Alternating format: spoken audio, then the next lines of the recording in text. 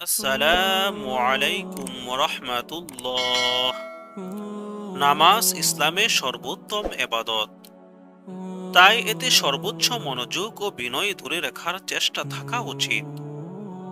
যদিও অনেক সময় শয়তানের কুমন্ত্রণায় কিংবা নানা দুনিয়াবী চিন্তায় মন বিভ্রান্ত হয়।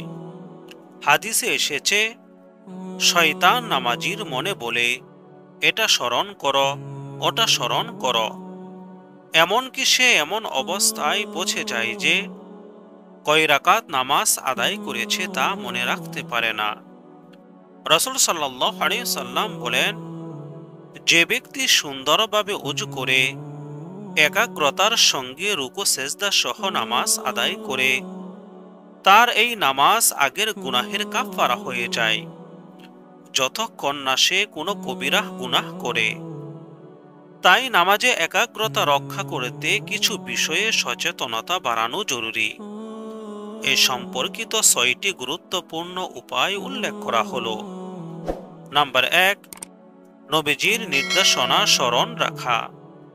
রাসূল সাল্লাল্লাহু আলাইহি সাল্লাম বলেন, এমন ভাবে আল্লাহর ইবাদত করো যেন তুমি তাকে দেখছ, আর যদি দেখতে না পাও তবে অন্তত এই বিশ্বাস রাখো যে তিনি তোমাকে দেখছেন। এই অনুভবের অনুশীলন নামাজে মনোযোগ বাড়াতে অসাধারণ ভূমিকা রাখে। নামাজের শুরু থেকে শেষ পর্যন্ত এই বিশ্বাস রাখা দরকার যে আল্লাহ তাআলা আমাকে দেখছেন। নাম্বার ২, বিশুদ্ধ উচ্চারণ ও অর্থ বুঝে পড়া। আল্লাহ তাআলা বলেন, ধীরে ধীরে স্পষ্টভাবে কোরআন তেলাওয়াত করো। রাসূল সাল্লাল্লাহু আলাইহি সাল্লাম কোরআনের আয়াত তারতিল সহ পাঠ করতেন। সূরা ফাতিহা ও অন্যান্য দোয়ার অর্থ জানলে তা হৃদয়ে গভীর প্রভাব ফেলে ও মনোযোগ বাড়ায়। নাম্বার ৩, আল্লাহর নির্দেশ পালনে বিনয়ী থাকা। আল্লাহ তাআলা বলেন, তোমরা বিনীতভাবে আল্লাহর সামনে দণ্ডায়মান হও।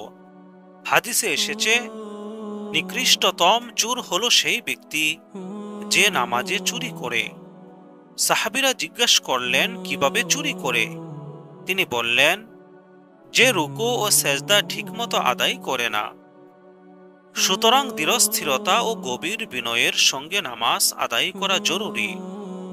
নাম্বার ৪, আল্লাহর ভয় অন্তরে জাগ্রত রাখা। রাসূল সাল্লাল্লাহু আলাইহি সাল্লাম বলেন, তুমি যখন নামাজে দাঁড়াও তখন এমন ভাবে দাঁড়াও যেন এটি তোমার জীবনের শেষ নামাজ। এই অনুভূতি নামাজকে হৃদয় স্পর্শ করে তোলে এবং মানসিক উপস্থিতি বাড়ায়। নাম্বার ৫, আত্মসমর্পণ ও কল্যাণ প্রত্যাশা করা। আল্লাহ তাআলা বলেন, তোমরা ধৈর্য ও সালাতের মাধ্যমে সাহায্য চাও।